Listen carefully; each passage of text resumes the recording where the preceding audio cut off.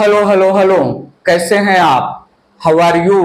सुहाग से तमारो कसा है तुम्ही के हालचाल के मुआछो कैसे बा? ठीक है बा। मैं आपका अपना बॉटनी प्रोफेसर अर्जुन एकेडमी में आपका शानदार जोरदार जबरदस्त स्वागत करता हूं। इस वीडियो लेक्चर में मैं स्टार्ट करने जा रहा हूं 12th स्टैंडर्ड का चैप्टर, नाम है principles of inheritance and variation.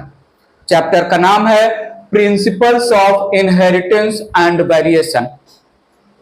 So start कर रहा हूं बिना टाइम वेस्ट किए। यहां पर एक टर्म है चैप्टर में, इनहेरिटेंस। इस टर्म को पकड़ के मैं चैप्टर का इंट्रोडक्शन और फिर चैप्टर में एंट्री करूंगा। Inheritance, inheritance it is process of transfer of characters from parent to offspring. Process of transfer of characters from one generation to next generation, that process called inheritance. Inheritance is a process by which the parental characters, the characters of one generation get transferred in next generation या to the offspring, to the progenies. बात समझिएगा, parent के character offspring में transfer होंगे, इसके लिए sexual reproduction करना पड़ेगा।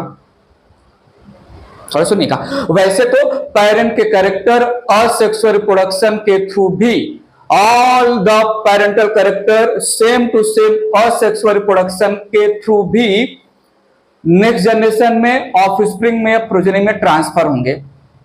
लेकिन हमारा चैप्टर इनहेरिटेंस साथ साथ में वेरिएशन के पीछे क्या प्रिंसिपल है, क्या लॉज है, क्या रूल है, इसके बारे में बात करेगा। थोड़ा समझिएगा, inheritance as well as variation. Variation का मतलब डिसिमिलैरिटीज।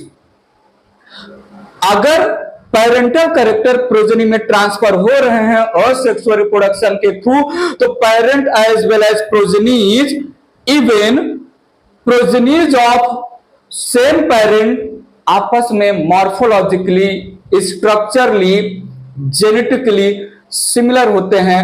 हमने कहीं ना कहीं सुना है, आगे हम सुनेंगे जब जो है सेक्सुअल रिप्रोडक्शन असेक्सुअल रिप्रोडक्शन की बातें फ्यूचर में आएंगी।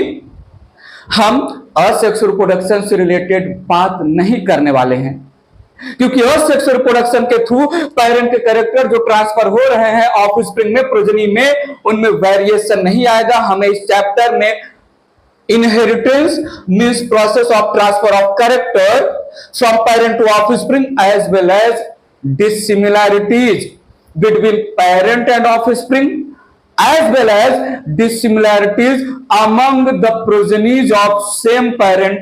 इसके पीछे क्या रीजन है, क्या प्रिंसिपल है, क्या रूल है, क्या लॉज है, पता करना है, समझना है। इसलिए मैं इस चैप्टर में एंट्री कर रहा हूं, इस चैप्टर का इंट्रोडक्शन दे रहा हूं सेक्सुअल रिप्रोडक्शन को हाईलाइट करके।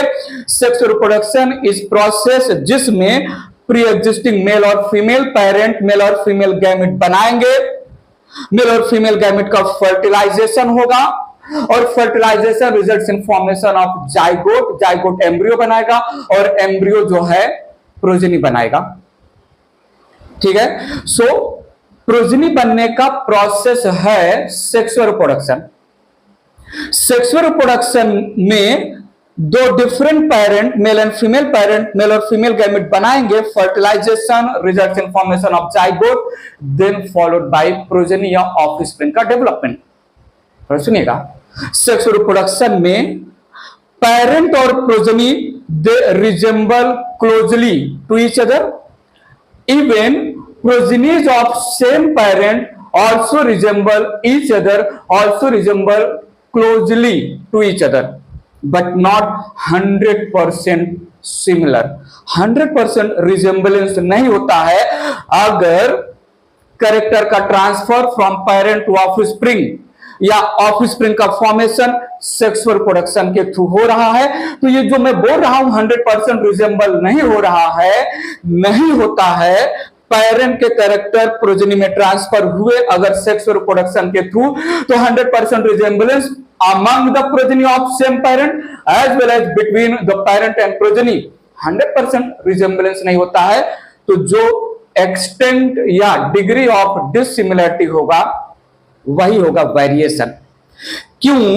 एक ही पेरेंट के एक से ज्यादा प्रोजेनी डिसिमिलर हैं आपस में। जब एक से ज्यादा प्रोजेनी एक ही पेरेंट से बने, से प्रोड्यूस हुए, तो ये जो एक से ज्यादा प्रोजेनी है आपस में 100% सिमिलर नहीं है। क्यों? क्या नियम है, क्या रूल है, क्या प्रिंसिपल है? एक से ज्यादा प्रोजेनी एक ही पेरेंट से कैरेक्टर को इनहेरिट कर रहे हैं, कैरेक्टर को ऑब्टेन या गेन कर रहे हैं। जब एक ही पेरेंट एक से ज्यादा प्रोजेनी प्रोड्यूस कर रहा है, एक से ज्यादा प्रोजेनीज में ऑफस्प्रिंग में एक ही पेरेंट के कैरेक्टर जा रहे हैं, तो 100% सिमिलैरिटीज क्यों नहीं है? डिसिमिलैरिटीज क्यों आ रहा है? वेरिएशन क्यों हो रहा है? क्या रीजन, क्या प्रिंसिपल, क्या रूल्स बनाया जाएगा? समझाने के लिए यही बात होगा, principle of inheritance and variation. बात पकड़िएगा, ठीक है। सो स्टार्ट कर देते हैं, थोड़ा सा रिटन पार्ट करते हैं, लिखते हैं, फिर बात आगे बढ़ाएंगे। यहां पर मैंने इंट्रोडक्शन लिया, इंट्रोडक्शन रखा इस चैप्टर का, ध्यान दीजिएगा। During sexual reproduction, during sexual reproduction, asexual reproduction भी कैरेक्टर को ट्रांसफर करता है प्रोजेनी में फ्रॉम द पेरेंट। एक जनरेशन से दूसरे जनरेशन में कैरेक्टर का ट्रांसफर असेक्सुअल रिप्रोडक्शन से भी होता है, बट उसकी बात यहां पर नहीं करेंगे, हमने जस्टिफाई कर दिया, क्योंकि वेरिएशन नहीं आएगा, वेरिएशन की बात होनी है। ड्यूरिंग सेक्सुअल रिप्रोडक्शन, सुनिएगा, mail and female parent, male and female parents form male and female gametes, female gametes। और सुनिएगा, fertilization of gametes, fertilization of gametes results in formation of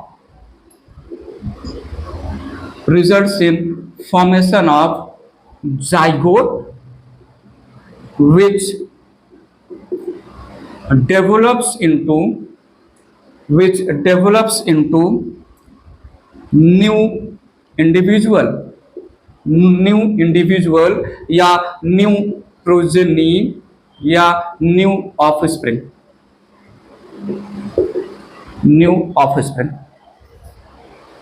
तो सुनिएगा, progenies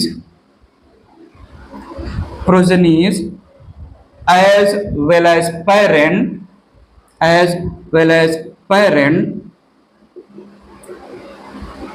closely resemble। मैं closely को highlight करना चाहूंगा, क्योंकि इस टर्म को लेके, इस वर्ड को लेके आगे मैं वेरिएशन की बातें करूंगा। closely resemble to each other, ठीक है। even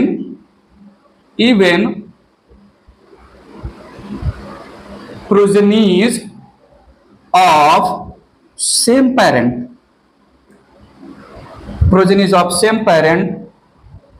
also closely resemble among themselves।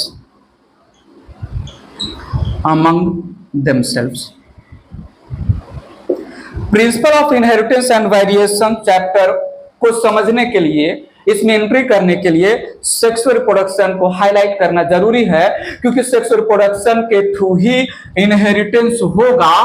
क्या है इनहेरिटेंस? बात की बात, और वेरिएशन भी आएगा। क्या है वेरिएशन? बात की बात। इसके पीछे प्रिंसिपल समझना है हमें। बात आगे बढ़ाता हूं, खतरनाक, शानदार, जबरदस्त पंचलाइन आपके सामने रखता हूं, समझिएगा।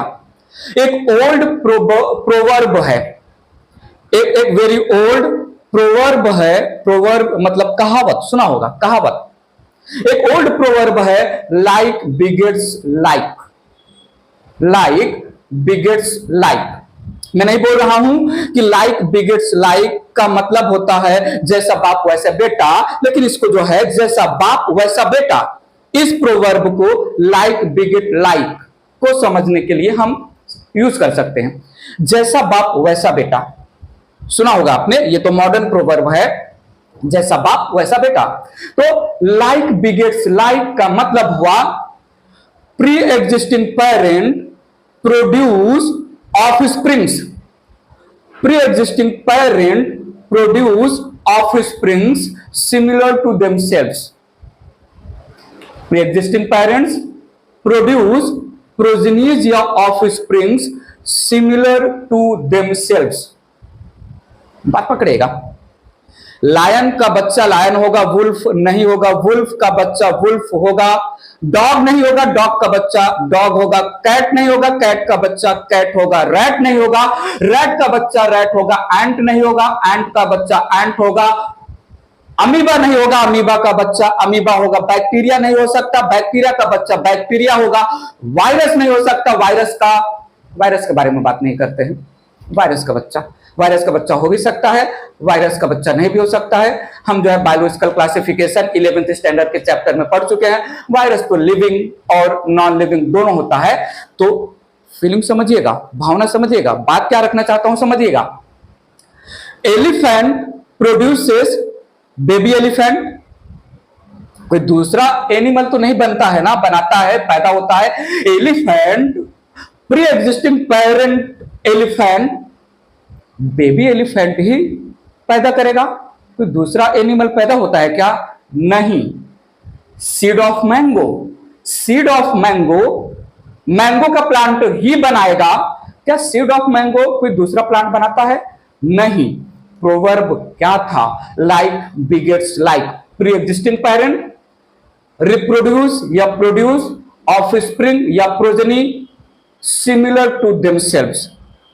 अब यहां से बात उठाया जाएगा कि pre existing parent they are producing offspring similar to themself, कैसे आएगा? इनहेरिटेंस, फिर पूछा जाएगा, क्वेश्चन आएगा कि कुछ डिसिमिलरिटी होगा, आएगा वेरिएशन, फिर जो मेन पार्ट इस चैप्टर का है, ये जो character of pre existing parent transfer हुआ प्रोजेनी में, जिसकी वजह से प्रोजेनी प्री एग्जिस्टिंग पेरेंट के जैसे हैं, जिसकी वजह से पेरेंट अपने जैसा बच्चा प्रोड्यूस कर रहा है, लाइक बिगेट्स लाइक बोला जा रहा है।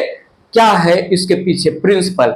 बातें चलेंगी इस चैप्टर में, तो इरेज करके मेंशन किया जाए।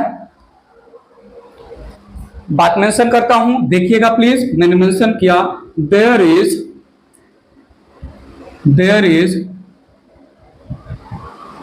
a old proverb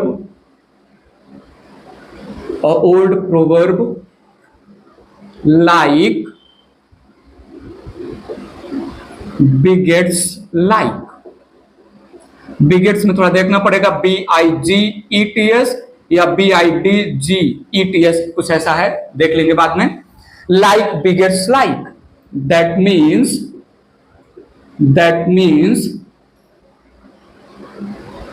pre-existing parents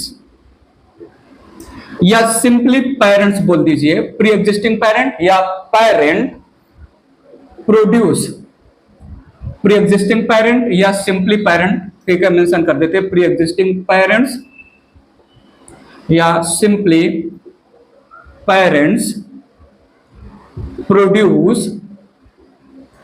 offsprings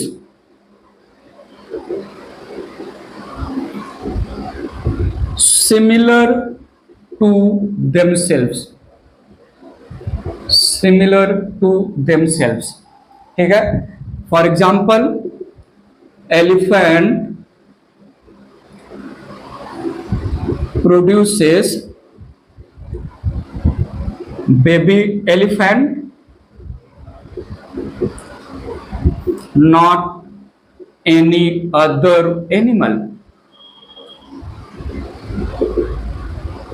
ठीक है। सिमिलरली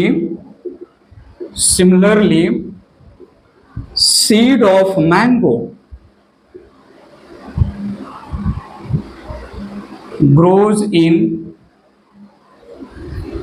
grows into या into new mango plant,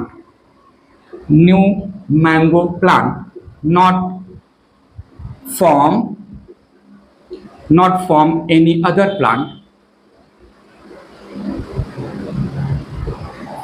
ठीक है, तो मैं बोल सकते हैं, पहले भी लिखवा चुके हैं, फिर से लिख देते हैं। पेरेंट्स एंड ऑफस्प्रिंग्स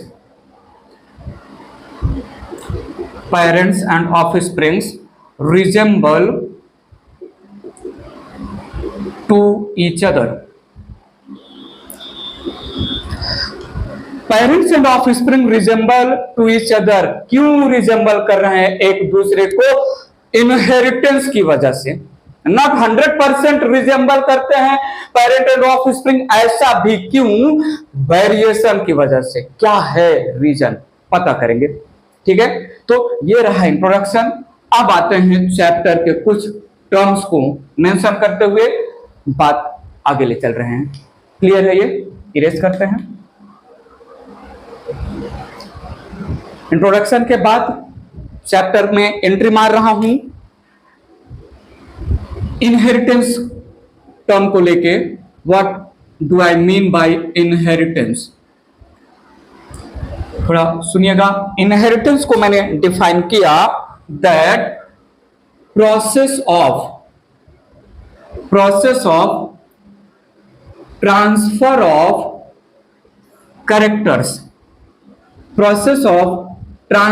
कैरेक्टर्स, इसके साथ एक और टर्म यूज कर रहा हूं जिसको मैं जो है आगे के वीडियो लेक्चर में अच्छे से समझाऊंगा। Process of transfer of characters या traits from one generation, better to say parent, from one generation into next generation, that is offspring।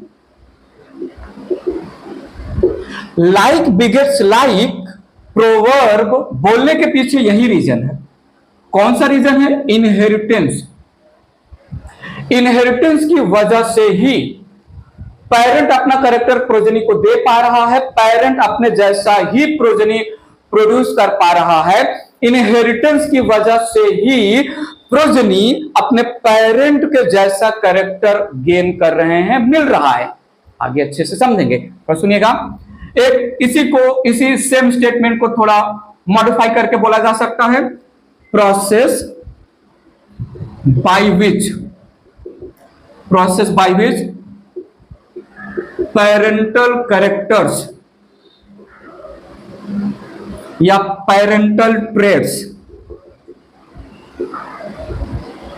Pass into progenies.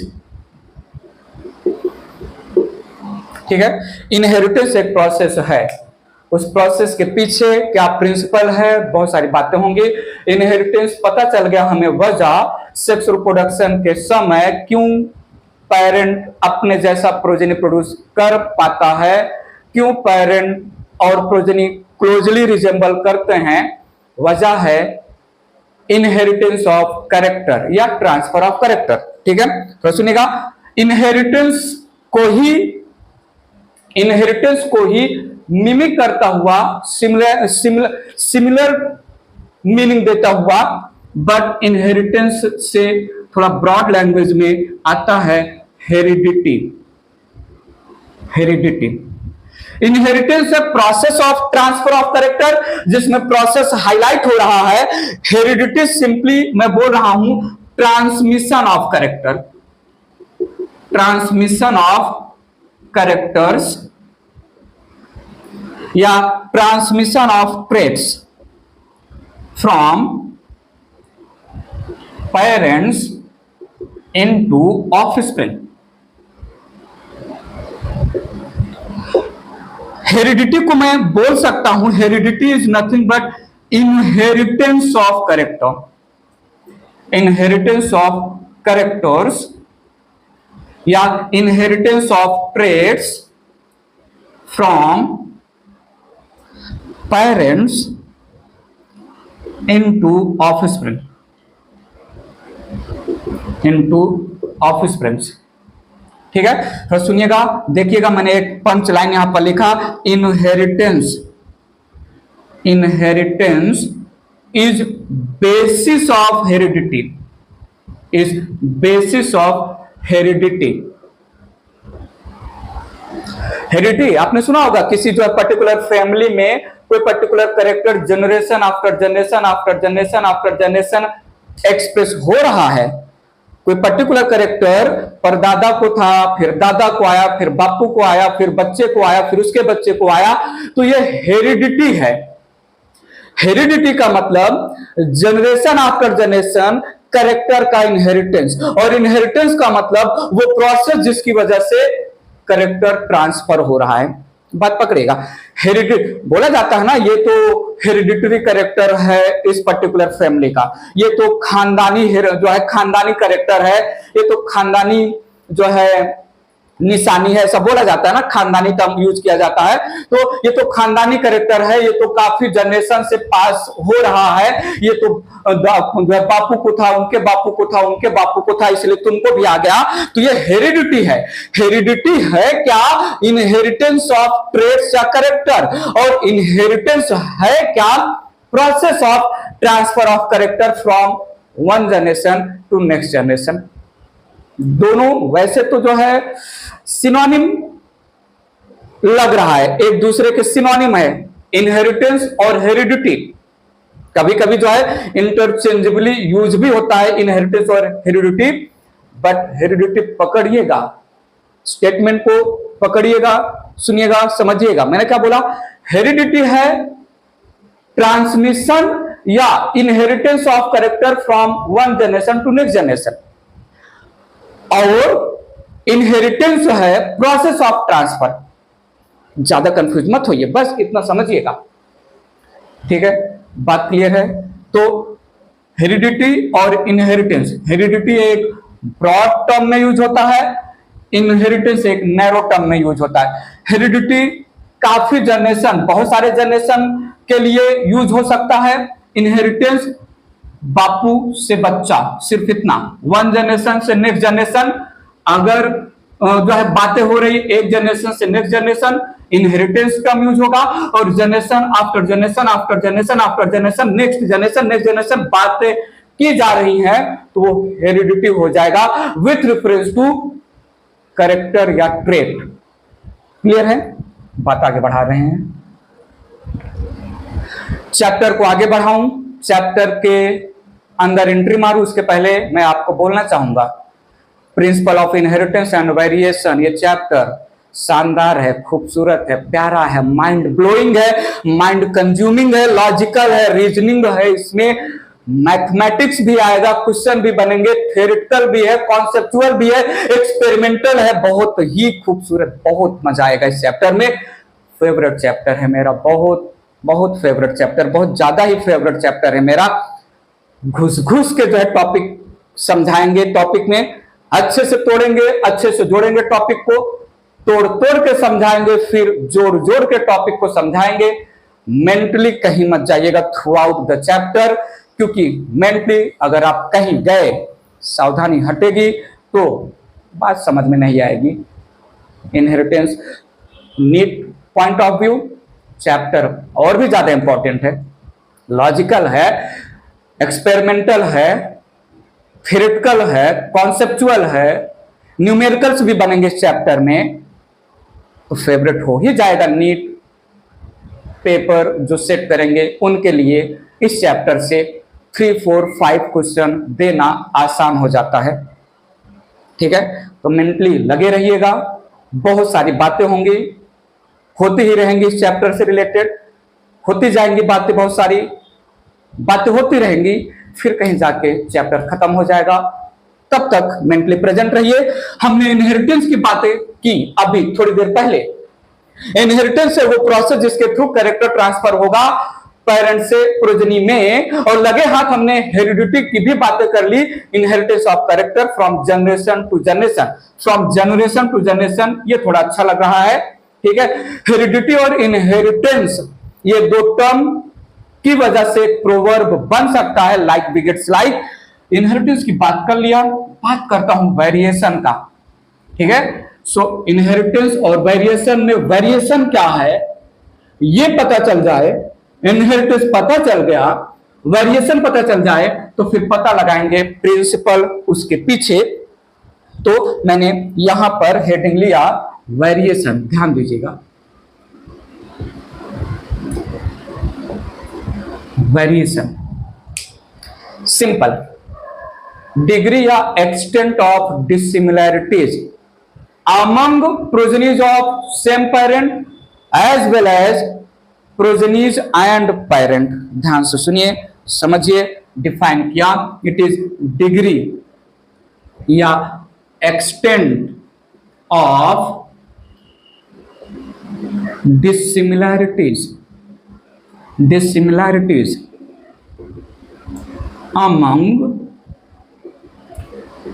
Progenies या offsprings of same parent as well as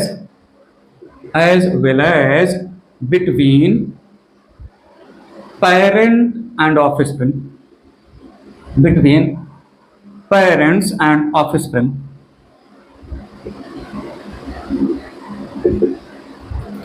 ठीक है, बात पता जो है समझिएगा अच्छे से। एक पेरेंट है, उसने एक बच्चा बनाया, फिर दूसरा बच्चा पैदा किया, फिर तीसरा, फिर चौथा, और पेरेंट है, उसकी मर्जी, जितना भी बच्चा चाहे पैदा करे। अब जो बच्चे हैं एक ही पेरेंट के, एक से ज्यादा, वो आपस में इतना डिसिमिलर है, इतना डिसिमिलर है, इतना डिसिमिलर है, इतना डिसिमिलर है, कितना डिसिमिलर है, वही लेवल, वही डिग्री ऑफ डिसिमिलरिटी, इतना इतना इतना इतना कितना कितना डिसिमिलरिटी है एक ही पेरेंट से पैदा हुए बहुत सारे बच्चे, और बहुत सारे बच्चे और उनके पेरेंट के बीच में इतना इतना कितना कितना कितना डिसिमिलरिटी जो है, डिग्री या एक्सटेंट, उसी को हमने बोला वेरिएशन, उसी को हमने बोला वेरिएशन। वेरिएशन वैसे दो टाइप के, अब जो मैं आगे बोलूंगा फ्यूचर में, मैं इस चैप्टर में आगे जाके यूज भी करूंगा, ठीक है। तो वेरिएशन तो आएगा ही आएगा। सेक्स और रिप्रोडक्शन है, दो डिफरेंट पेरेंट इन्वॉल्व है, मेल और फीमेल पेरेंट, तो वेरिएशन तो आना ही है, ठीक है। डिसिमिलैरिटीज तो आएगा ही आएगा, ठीक है, मेल और फीमेल पेरेंट, सेक्स, इसीलिए तो सेक्स और रिप्रोडक्शन हमने हाईलाइट किया। चैप्टर का नाम है principle of inheritance and variation. Variation समझाना है, एक जनरेशन से दूसरे जनरेशन में कैरेक्टर ट्रांसफर हो रहा है, पेरेंट से ऑफस्प्रिंग में कैरेक्टर ट्रांसफर हो रहा है, वेरिएशन समझाना है, तो हमें सेक्स और रिप्रोडक्शन पकड़ना ही पड़ेगा, उसी को हाईलाइट करते हुए आगे बढ़ना पड़ेगा। तो सुनिएगा, यहां पर वेरिएशन, वेरिएशन को मैं दो टाइप में डिवाइड कर रहा हूं, कंटिन्यूअस वेरिएशन और डिसकंटिन्यूअस वेरिएशन। समझिएगा, आगे आएगा, यूज किया जाएगा। टू टाइप्स, एक है कंटिन्यूअस वेरिएशन, कंटिन्यूअस वेरिएशन, और दूसरा है डिसकंटिन्यूअस वेरिएशन। कंटिन्यूअस वेरिएशन और डिसकंटिन्यूअस वेरिएशन। तो सुनिएगा, डिसिमिलैरिटीज जो रेंज में प्रेजेंट हैं उसको हम कंटिन्यूअस वेरिएशन बोल रहे हैं, और डिसिमिलैरिटीज जो डिस्क्रीट है, रेंज में नहीं प्रेजेंट है, केवल दो ही पॉसिबल डिसिमिलरिटी है, या तो ये कैरेक्टर होगा या तो ये कैरेक्टर होगा, कोई इंटरमीडिएट कैरेक्टर नहीं होगा प्रोजेनी में, उसको हम डिसकंटिन्यूअस वेरिएशन बोलेंगे। डिसकंटिन्यूअस वेरिएशन डिस्क्रीट होता है, प्रोजेनी इधर ऐसा होगा या फिर ऐसा होगा, बाकी कैसा भी नहीं होगा। लेकिन कंटिन्यूअस वेरिएशन में प्रोजनी, ऐसा भी हो सकता है, वैसा भी हो सकता है, कैसा भी हो सकता है, कैसा कैसा भी हो सकता है, वैसा वैसा भी हो सकता है, ऐसा रेंज में वेरिएशन या डिसिमिलरिटीज आएगा, होगा। मेरी बात समझिएगा। एक ही पेरेंट से बहुत सारे प्रोजेनीज बने, पैदा हुए, और ये बहुत सारे प्रोजेनीज में डिसिमिलरिटीज रेंज में प्रेजेंट है, तो ऐसे डिसिमिलरिटीज, ऐसे डिग्री ऑफ डिसिमिलरिटी जो रेंज में प्रेजेंट है, उसको हम कंटिन्यूअस वेरिएशन बोलेंगे। एक ही पेरेंट से एक से ज्यादा प्रोजेनी प्रोड्यूस हुए और डिसिमिलरिटी को लेके केवल दो ही फॉर्म है, इधर ये कैरेक्टर होगा या तो ये कैरेक्टर होगा, फिर चाहे कितने भी प्रोजेनी हो, डिसकंटिन्यूअस वेरिएशन। बात पकड़िए। मैं बात करूं हाइट को लेके, मैं बात करूं स्किन कलर को लेके, दो मेन हाईलाइट कर रहा हूं, बाकी तो और भी आते हैं, वेट आ जाएगा, स्विमिंग कैपेसिटी आ जाएगा, बहुत सारे आ जाएंगे, बट मेनली जो हाईलाइट कर रहा हूं मैं, हाइट और स्किन कलर। एक ही पेरेंट के एक से ज्यादा बच्चे, 3 4 5 6 7 जो भी बच्चे, उनकी मर्जी, हाइट को लेके कोई इतुसा इतुसा इतुसा इतुसा इतुसा इतुसा कितु हाइट रेंज में प्रेजेंट होता है। स्किन कलर एक ही पेरेंट को लेके एक से ज्यादा बच्चे, स्किन कलर भी रेंज में होता है। लेकिन हेयर पैटर्न की बात करें तो या तो स्ट्रेट या तो कर्ली, ईयर लोब की बात करें या तो फ्री या तो अटैच्ड, आई कलर की बात करें तो बेसिकली या तो ब्लैक या तो ब्राउन। हाइट और स्किन कलर रेंज में डिसिमिलर होते हैं, लेकिन hair pattern, eye colour, ear lobe, ये केवल दो ही फॉर्म में वेरिएशन आएगा, फिर प्रोजेनी कितने भी हों। ठीक है, मैं एक्सट्रीम लेवल पे बात नहीं कर रहा हूं सर, कभी कभी तो जो है ब्लैक और ब्राउन की जगह पर ग्रीन आ जाता है, ब्लू आ जाता है, वो सब जो है अलग स्टोरी है। इस चैप्टर में वो स्टोरी आएगा, म्यूटेशन के नाम पर बात रख रहा हूं, समझिएगा। मैंने बोला continuous variation, it is present in range, there are many intermediate forms of character, particular character के बहुत सारे जो है इंटरमीडिएट फॉर्म आएंगे। कंटिन्यूअस वेरिएशन रेंज में प्रेजेंट होता है। जैसे मैं एग्जांपल दूं, यहां पर हाइट को लेकर जो है रेंज रहेगा, स्किन कलर को लेके, इंटेलिजेंट क्वेश्चन आईक्यू को लेके, swimming capacity, running capacity, weight lifting capacity. ठीक है, तो ये भी बोल सकते हैं स्विमिंग एबिलिटी। ठीक है, फिलहाल के लिए एक्सेट्रा, जब आगे आएगा और भी बातें तो करेंगे। और यहां पर मैंने बोला डिसकंटिन्यूअस वेरिएशन, यहां पर character exist in contrasting form.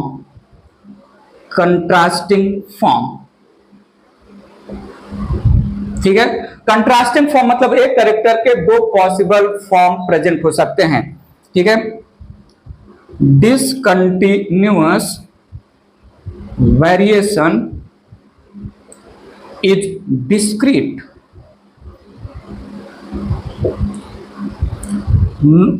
ठीक है, there are only two opposite possible forms of character। ठीक है, no intermediate form is present। No intermediate form is present. Discontinuous variation discrete होगा, केवल दो ही पॉसिबल फॉर्म, इधर ये और वो, ये और वो, बीच का कोई फॉर्म नहीं रहेगा। लेकिन कंटिन्यूअस वेरिएशन रेंज में प्रेजेंट होता है। इरेज करके बात आगे रखते हैं, जल्दी से थोड़ा मेंशन कर लेते हैं। एग्जाम्पल ऑफ डिसकंटिन्यूअस वेरिएशन, ठीक है, ये जो अभी थोड़ी देर पहले हेडिंग लिया था उसी के नीचे मेंशन करना है। एग्जाम्पल ऑफ डिसकंटिन्यूअस वेरिएशन जैसे हेयर पैटर्न स्ट्रेट और कर्ली, दो ही टाइप के हेयर होंगे, स्ट्रेट हेयर या कर्ली हेयर। दूसरा ईयर लोब, या तो ईयर लोब ये वाला जो या तो चिपकू रहेगा या तो फ्री रहेगा, देखिएगा प्लीज आपस में, ठीक है, जो है फ्री ईयर लोब या अटैच्ड ईयर लोब, ठीक है। देख ले सकते हैं आई कलर या तो ब्लैक आई कलर होगा या फिर ब्राउन आई कलर हो सकता है। तो ऐसे कैरेक्टर जिनका डिग्री ऑफ डिसिमिलैरिटी केवल दो पॉसिबल फॉर्म में है, वो degree of dissimilarity discontinuous variation में आएगा। डिसकंटिन्यूअस वेरिएशन का बहुत सारा 1 2 3 4 5 6 7 1 2 3 4 5 6 7 डिसकंटिन्यूअस वेरिएशन के और भी एग्जांपल मैं आगे बताऊंगा जब मैं मेंडल की बातें करूंगा, पी प्लांट की बातें करूंगा, जो इस चैप्टर का मेन पार्ट रहेगा वहां पर आएगा। इसलिए मैंने बोला कि ये वेरिएशन, कंटिन्यूअस और डिसकंटिन्यूअस वेरिएशन जानना बहुत जरूरी है। क्लियर है यहाँ पर, ठीक है। आगे ले चल रहा हूं स्टोरी, बहुत समय पहले की बात है। एग्रीकल्चरिस्ट को और फार्मर्स को बहुत पहले से पता था, बहुत पहले, बहुत ज्यादा पहले, 8000 to 1000 BC birth of Christ, 8000 to 1000 BC before birth of Christ. Agriculturist और फार्मर्स को यह बात पता थी कि वेरिएशन के पीछे का रीजन है सेक्सुअल रिप्रोडक्शन, और भर भर के फायदा उठाया। एग्रीकल्चरिस्ट और farmers, they knew the reason behind the variation among the progeny as well as with the parent and progeny. It is because of sexual reproduction. So farmers ने बहुत सारे domesticated organisms, बहुत सारे डोमेस्टिकेटेड ब्रीडेड ऑर्गेनिज्म बनाए, उनकी breeding wild organism से करके। साहिवाल एक एग्जाम्पल है, साहिवाल काऊ है, पंजाब में ज्यादा मिलता है, ये डोमेस्टिकेट किया गया फ्रॉम वाइल्ड काऊ, इतना ही जानना है। तो सुनिएगा, sexual production is the reason behind the variation, इसलिए सेलेक्टिव ब्रीडिंग और आर्टिफिशियल सिलेक्शन, दो डिफरेंट ऑर्गेनिज्म लेने का, एक यहां से उठा लेने का, एक वहां से उठा लेने का, दोनों के बीच में ब्रीडिंग करने का, सेलेक्टिव ब्रीडिंग करने का, ठीक है। जस्ट फॉर एग्जांपल जैसे काऊ का ही ले लिया, तो काऊ जो है पंजाब का ले लेंगे और ऑक्स जो है हरियाणा का ले लेंगे, या काऊ जो है गुजरात का ले लेंगे, ऑक्स जो है हिमाचल प्रदेश का ले लेंगे, या काइंड ऑफ सेलेक्टिव ब्रीडिंग, ठीक है। इवन वाइल्ड काऊ से भी, नेचुरल काऊ जो है, नॉट आर्टिफिशियल डेवलप्ड काऊ की बात हो रहा है, तो उनके बीच में भी ब्रीडिंग कराएंगे। अब जो प्रोजेनी प्रोड्यूस होगा, पहले तो सेलेक्टिव ब्रीडिंग, सेलेक्टिव ब्रीडिंग का मतलब हम सुपीरियर कैरेक्टर वाले पेरेंट के बीच में ही क्रॉस करवाएंगे। वो सुपीरियर कैरेक्टर वाले पेरेंट किसी भी एरिया में हो, ब्रीडिंग करवाना है, स्पर्म और ओवम को फ्यूज करवाना है, पॉलिनेशन करवाना है। आगे आएगा, हम आर्टिफिशियल ब्रीडिंग की बातें करेंगे। सेलेक्टिव ब्रीडिंग के बाद जो प्रोजेनी, जो बच्चे पैदा हुए, आर्टिफिशियल सिलेक्शन करेंगे। क्या इस बच्चे में पेरेंट के सुपीरियर कैरेक्टर आए हैं या कुछ इंफीरियर कैरेक्टर आ गए हैं? क्या इस वाले बच्चे में पेरेंट के केवल सुपीरियर कैरेक्टर है या इंफीरियर कैरेक्टर भी है? क्या इस वाले बच्चे में इंफीरियर कैरेक्टर है या सुपीरियर? आर्टिफिशियली सेलेक्ट करेंगे, सेलेक्टिव ब्रीडिंग के बाद सुपीरियर पेरेंट के बीच में ब्रीडिंग करने के बाद वो भी selected parent having superior character जो प्रोजेनी प्रोड्यूस करेंगे, आर्टिफिशियल सिलेक्शन करेंगे किसके पास, जो मैं कैरेक्टर देख रहा था पेरेंट में, दो डिफरेंट पेरेंट में, किसके पास वो सुपीरियर कैरेक्टर कौन से प्रोजेनी के पास है उसी को चूज करेंगे, बाकी सबको नेग्लेक्ट करेंगे और उसी को हम डोमेस्टिकेट करेंगे, प्रोडक्टिविटी इंक्रीज होगा। ठीक है, तो ये पॉइंट यहां पर मेंशन कर लेते हैं, थोड़ा समझिएगा। Early agriculturist and farmers as early as 8,000 to 1,000 before birth of Christ BC, before birth of Christ BC, knew that reasons behind variation present in sexual reproduction, ठीक है, दे ब्रेड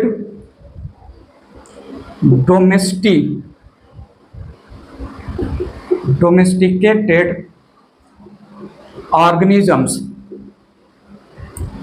with wild organisms। ठीक है, थोड़ा सुनिएगा। They perform selective breeding, ये बहुत important है।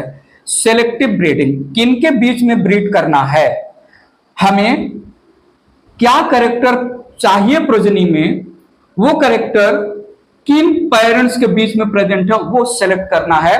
They perform selective breeding and artificial selection, ये भी बहुत इंपॉर्टेंट है। जो पेरेंट हमने सेलेक्ट किया है, जिसके पास सुपीरियर कैरेक्टर है, मनचाहा कैरेक्टर है, ब्रीडिंग के बाद कौन से प्रोजेनी में आया, एक से ज्यादा प्रोजेनी प्रोड्यूस हुए, क्या हर एक प्रोजेनी में है या केवल कुछ प्रोजेनी में है। ठीक है, they perform selective breeding and artificial selection of plants and animals to obtain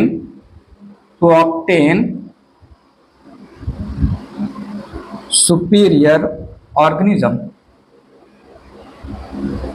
ठीक है, लाइक एक ले सकते हैं एग्जाम्पल, साहिवाल SA आएगा, साहिवाल काऊ इन पंजाब, साहिवाल काऊ इन Punjab obtain from breeding with wild cow।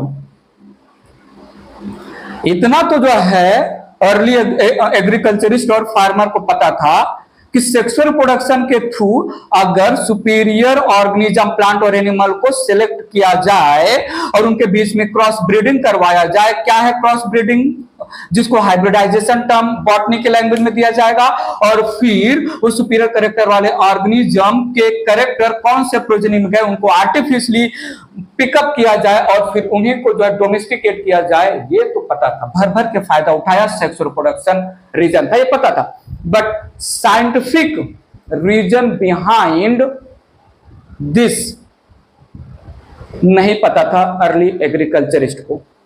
ठीक है, मेंशन कर लेते हैं, but they do not know scientific reason behind variation, inheritance and variation. ये 8000 to 1000 BC याद रखिएगा जो है एनसीईआरटी में यही दिया है, कहीं कहीं पर 10,000 छोड़िए, ठीक है। तो ये था इंट्रोडक्शन और चैप्टर में एंट्री करने के लिए माहौल बनाया हमने, ठीक है। माहौल बन चुका है आपके मन में भी। चलो फिर चैप्टर में और आगे बढ़ते हैं, इरेज कर रहा हूं। Principle of inheritance and variation में हमने इनहेरिटेंस समझ लिया अलग से, वेरिएशन क्या है समझ में आ गया अलग से। अगर इनहेरिटेंस और वेरिएशन को कंबाइन कर दें तो इस चैप्टर का दूसरा नाम हमें मिल जाएगा। इस चैप्टर का दूसरा नाम रखा जाता है जेनेटिक्स, जेनेटिक्स 1। चैप्टर का नाम है genetics 1, principle of inheritance and variation. इस चैप्टर को हम जेनेटिक्स 1 भी नाम देते हैं, यहां पर छोटा सा मेंशन कर देते हैं, ठीक है। जेनेटिक्स फर्स्ट या जेनेटिक्स 1। इसके बाद वाला जो चैप्टर आएगा वो जेनेटिक्स 2 होगा, मॉलिक्यूलर बेसिस ऑफ इनहेरिटेंस, ठीक है। PIV शॉर्ट फॉर्म में मेंशन कर सकते हैं, प्रिंसिपल ऑफ इनहेरिटेंस, ठीक है। PIV ज्यादा यूज नहीं होता। जेनेटिक्स 1 क्यों बोला थोड़ा सुनिएगा, लगे हाथ जब जेनेटिक्स की बात चल गई तो जेनेटिक्स को डिफाइन कर लेते हैं। Genetics it is branch of science या ब्रांच ऑफ बायोलॉजी, सिंपल, ठीक है। ब्रांच ऑफ बायोलॉजी या कहीं कहीं पर branch of science that deals with study of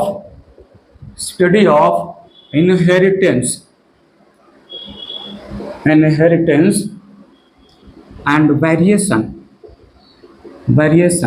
called genetics. Branch of science that deals with study of inheritance और variation that is called genetics. Chapter को हम genetics 1 नाम दे रहे हैं। तो सुनिएगा, term genetics given by William Bateson 1906। बात आगे ले चल रहे हैं। बापू of genetics, father of genetics, नाम तो सुना ही होगा, ग्रेगर जॉन मेंडल, ठीक है। और बात आगे बढ़ा लेते हैं। फादर ऑफ मॉडर्न जेनेटिक्स, कुछ चीजें आपको जानना जरूरी है, जस्ट सुनिए, समझिए, याद रखिए। ये अगेन है विलियम बेटसन, ठीक है। तो सुनिएगा, father of experimental genetics. Experimental genetics, क्या खूबसूरत एक्सपेरिमेंट होगा। एक्सपेरिमेंटल जेनेटिक्स के बारे में हम आगे बात करेंगे, बड़ा मजेदार बात होगा। ड्रोसोफिला फ्रूट फ्लाई पर बातें होंगी। काम किया है साइंटिस्ट का नाम है Thomas Hunt Morgan. Thomas Hunt Morgan, PH Morgan नाम देते हैं। इनके बारे में भर भर के बातें होंगी, ठीक है। मेंडल के बारे में बातें होंगी, फिर इनके बारे में बातें होंगी, दोनों एक दूसरे के अपोजिट बात करेंगे, बात बताएंगे। थोड़ा धीरज रखिए, धैर्य रखिए, पेशेंस रखिए। थोड़ा सुनिएगा, father of human genetics and biochemical genetics. Biochemical genetics, scientist का नाम है A. गैरोड। A. गैरोड, ये साइंटिस्ट हैं। A. गैरोड साइंटिस्ट है। तो सुनिएगा, he first discovered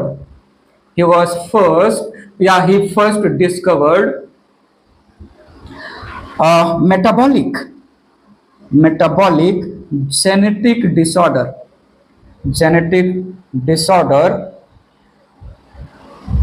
that is alkaptonuria,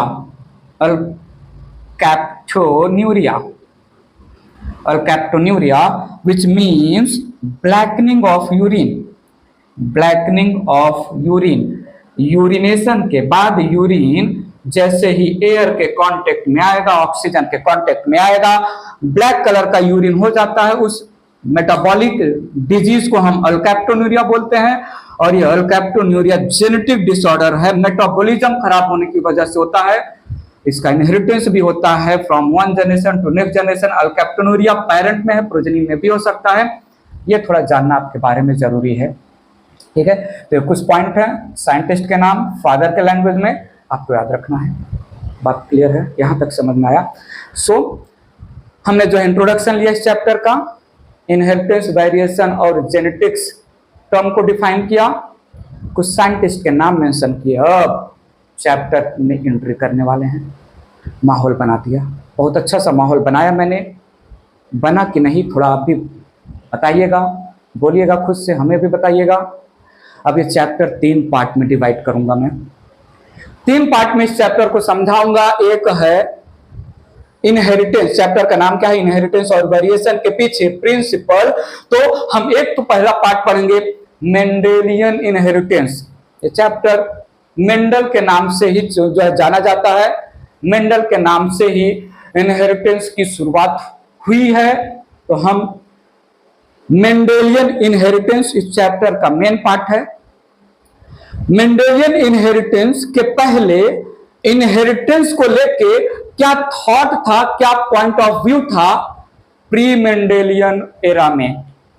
तो मेंडल सबसे ज्यादा फेमस होंगे, बहुत सारी बातें करेंगे, बहुत सारे प्रिंसिपल, पॉस्टुलेट, थियरीज मेंडल ने इनहेरिटेंस को लेके दिया, पी प्लांट पे काम किया, ठीक है। हम बताएंगे, स्टोरी कनेक्ट होगी आगे। हम जो है आगे बढ़ेंगे, प्री मेंडेलियन इनहेरिटेंस के बारे में थोड़ा सा हाईलाइट करेंगे। मेंडल इनहेरिटेंस के बारे में सबसे ज्यादा बातें की, वहीं से सबको पता चला। उसके पहले इनहेरिटेंस को लेके साइंटिस्ट की क्या सोच थी। बहुत सारे साइंटिस्ट जो मेंडल तो जो है हम बताएंगे, मेंडल जो है 1822 में आए, काम किया 1856 में, ठीक है। तो मेंडल के पहले जो साइंटिस्ट थे, डार्विन, जो है पाइथागोरस, एरिस्टोटल, थियोफ्रास्टस, स्वामर्डन, माउपार्टियस, ऐसे बहुत सारे साइंटिस्ट थे। उनका क्या बोलना था, क्या पॉइंट ऑफ व्यू था इनहेरिटेंस को लेके। मेंडल ने इनहेरिटेंस को लेके क्या क्या बातें की, मेंडल के बाद इनहेरिटेंस को लेके क्या क्या बातें हुई, pre Mendelian inheritance, Mendelian inheritance और पोस्ट मेंडेलियन इनहेरिटेंस। अब चैप्टर 3 पार्ट में डिवाइड कर चुके हैं, बातें करेंगे इस वीडियो लेक्चर में, बस इतना ही, ठीक है। तो चैप्टर को उठा लिया मैंने, इंट्रोडक्शन दे लिया, माहौल बना दिया, चैप्टर के कोर में इंटर करेंगे नेक्स्ट वीडियो लेक्चर से। बताइए, बोलिए, principle of inheritance, first video lecture, 12th standard का चैप्टर क्लियर है। कोई छोटा मोटा खोटा रीजनेबल लॉजिकल डाउट हो, इंट्रोडक्शन एक्सेट्रा से लेके कमेंट बॉक्स में कमेंट करके पूछिएगा। फिलहाल के लिए, अभी के लिए bye bye, take care, thank you so much.